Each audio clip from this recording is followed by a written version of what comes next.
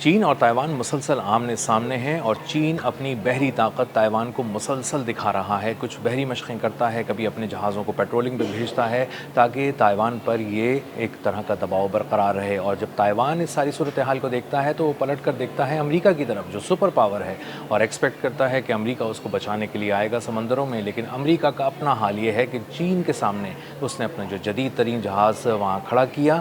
ڈرانے کے لیے، دھمکانے کے لیے، اس کی اپنی بجلی چلی گئی، اس کے اپنے ٹوائلٹس کلاگڈ ہو گئے، وہاں کھانے پینے کا بحران ہو گیا اور 4 دن تک وہ ایک جدید ترین ڈسٹرائر ایک لاش کی طرح سمندر پر تیرتا رہا۔ میرا نام اظہر علی خان ہے اور آپ دیکھ رہے ہیں آج کی بات۔ چین کی تیاریاں جنگی لحاظ سے بہت ہی شاندار ہیں، بہت ہی غیر معمولی ہیں اور تائیوان اس کو مسلسل محسوس کر رہا ہے اور تائیوان کو یہ لگتا ہے کہ امریکہ اس کی مدد کو آئے گا۔ جب بھی چین اس کے اوپر آ کر کسی طرح کا حملہ کرے گا تو اس کا جواب تائیوان تو چھوٹے موٹے پیمانے پر دے گا، لیکن بڑے پیمانے پر اگر چین کو کوئی جواب دے گا تو وہ امریکہ ہوگا۔ لیکن امریکہ کا اپنا حال یہ ہے، اس کی اپنی آپریشنل تیاریوں کا حال یہ ہے کہ اس کی جو فوج ہے وہ بالکل تیار نہیں ہے۔ اس کی فوج مسلسل ایسے مسائل کا سامنا کر رہی ہے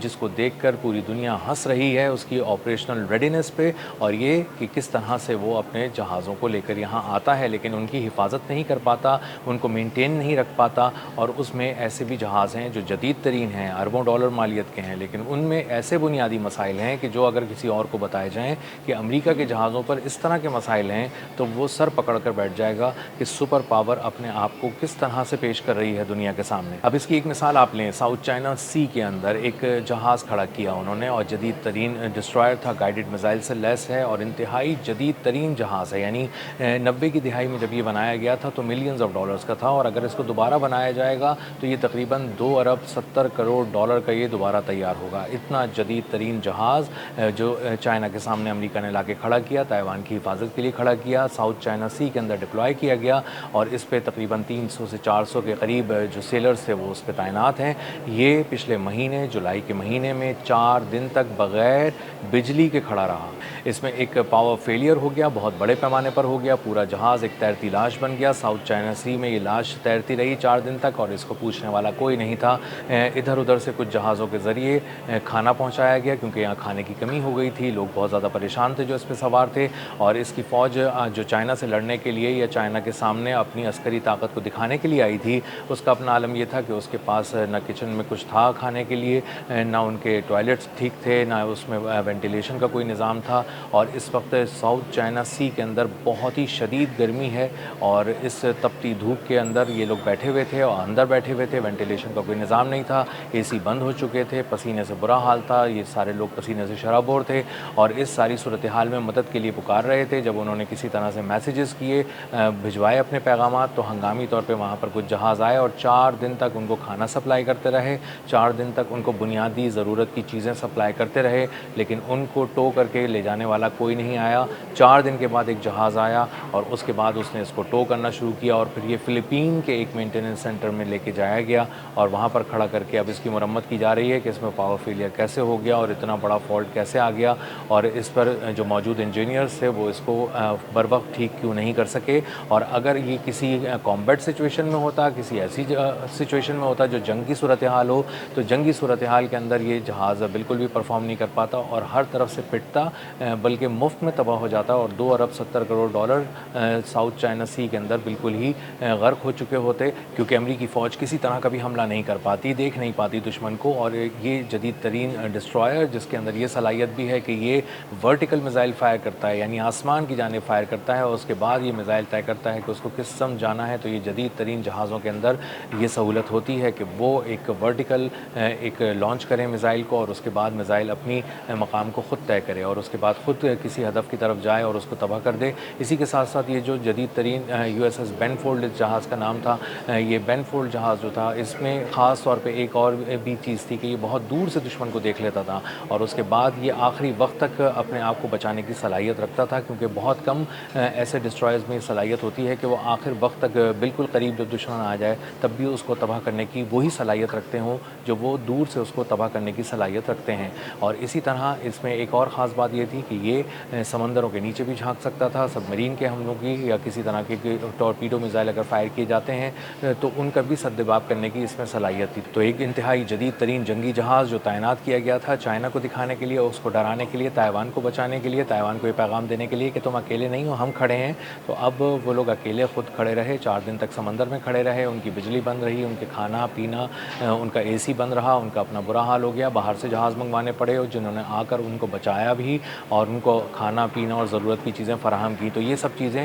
جو چائنا اس وقت بہت باریک بینی سے دیکھ رہا ہے اور پوری دنیا کی فوج اس وقت امریکہ کی تیاریوں پر مسکرا رہی ہے۔ اور یہ کوئی پہلا واقعہ نہیں ہے، اس سے پہلے جاپان اور ساؤتھ کوریا کو بچانے کے لیے پیسیفک اوشن میں جو جدید ترین بحری جہاز بھیجا تھا امریکہ نے، اس کا نام تھا یو ایس ایس ہگنز۔ اور یو ایس ایس ہگنز کا معاملہ یہ ہوا کہ اس میں آگ لگ گئی اور وہ آگ پھیلتی چلی گئی اور اس نے ایک بہت بڑے حصے کو جلا کر راکھ کر دیا۔ تو اس کا جہاز یو ایس ایس ہگنز جلتا رہا اور اس کے بعد ایک لاش بن کر سمندر پر تیرتا رہا اور اس کے بعد اس کو ٹو کر کے وہاں سے لے جایا گیا۔ تو اس سارے معاملے کو چائنا بہت ہی باریک بینی سے دیکھ رہا ہے کیونکہ روس کی بھی بہت سی ٹینشنز اس وقت چل رہی ہیں جاپان کے ساتھ، اور اس طرف دوسری طرف بیٹھا ہے شمالی کوریا جو ان سارے مناظر کو دیکھ رہا ہے اور اندازہ ہو رہا ہے کہ اب اگر تائیوان کو، جاپان کو، ساؤتھ کوریا کو بچانے کے لیے اگر کوئی جہاز وہاں پر لایا جاتا ہے، جدید ترین جہاز، تو اس میں آگ لگ جاتی ہے۔ اگر کسی جہاز کو لایا جاتا ہے تو اس کی بجلی چلی جاتی ہے اور 4 روز تک چلی جاتی ہے اور اس کو ٹھیک کرنے والا، ان کو پوچھنے والا کوئی نہیں ہوتا۔ تو چین اپنی تیاریاں بہت زیادہ مضبوط کیے ہوئے ہے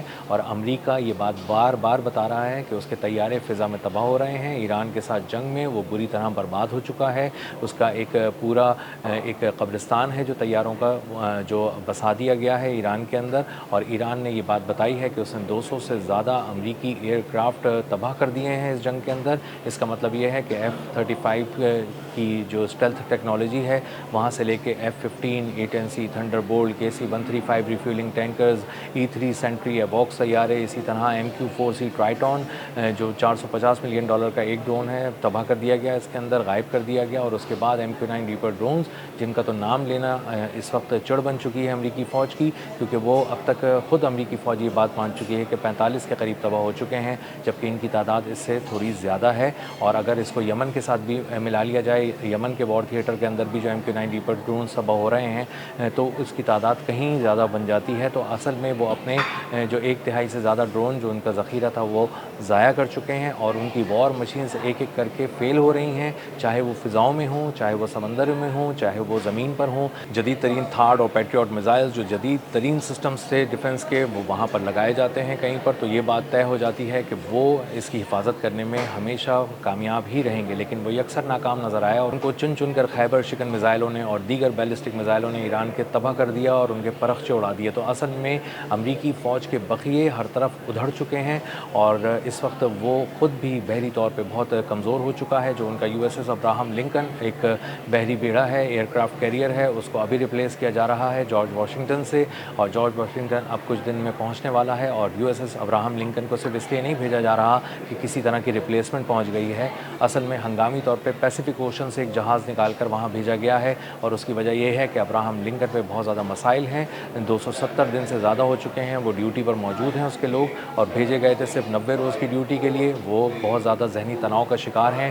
ان کے پاس صابن نہیں ہے، ان کے پاس خوشبو نہیں ہے، ان کے پاس گرم پانی نہیں ہے نہانے کے لیے، خوراک نہیں ہے اچھی کھانے کے لیے، سڑا ہوا کھانا ان کو مل رہا ہے، اور اس ساری صورتحال میں فوجی نفسیاتی دباؤ کا شکار ہو کر سمندر میں چھلانگ لگا رہے ہیں اور خودکشیاں کرنے کی کوشش کر رہے ہیں اور دیگر ساتھی ان کو بچانے کی کوشش کر رہے ہیں، اور اس وقت ان کے پیارے گھروں پر ان کا انتظار کر رہے ہیں کہ کسی طرح تم ایک دفعہ یہاں آ جاؤ تو پھر ہم تمہیں دوبارہ جانے نہیں دیں گے۔ اس طرح کی صورتحال کا سامنا سمندروں میں امریکہ کو ہے، اور اس کے درمیان جب یہ خبر آتی ہے کہ USS بینفورڈ کی بجلی چلی گئی، 4 روز تک چلی گئی اور اس کی وجہ سے AC کا نظام پورا تباہ ہو گیا، اسی طرح پانی کا نظام تباہ ہو گیا، ٹوائلٹس کلاگڈ ہو گئے، اور اس کے ساتھ ساتھ جو ان کا پورا کچن کا سامان تھا وہ سارا خراب ہو گیا، تو اس کے بعد یہ اندازہ ہوتا ہے کہ اس وقت جو ان کی آپریشنل ریڈینس ہے امریکہ کی فوج کی وہ بہت ہی پور ہے، اور اس وقت چائنا کھڑا مسکرا رہا ہے، روس کھڑا مسکرا رہا ہے، اور دوسری طرف کم جونگ ان جو شمالی کوریا کی جانب سے دوربین سے دیکھ رہے ہیں سارے منظر کو، وہ بھی مسکرا رہے ہیں، اور سب اس وقت امریکہ پر ہنس رہے ہیں۔ امریکہ بہت زیادہ شدید دباؤ کا شکار ہے اور اس کی عسکری قوت بکھرتی پوری دنیا کو نظر آ رہی ہے۔ اب تک کے لیے اتنا ہی، ملتے ہیں اگلے ولاگ میں کسی نئی خبر، نئے تجزیے اور نئے زاویے کے ساتھ اللہ حافظ.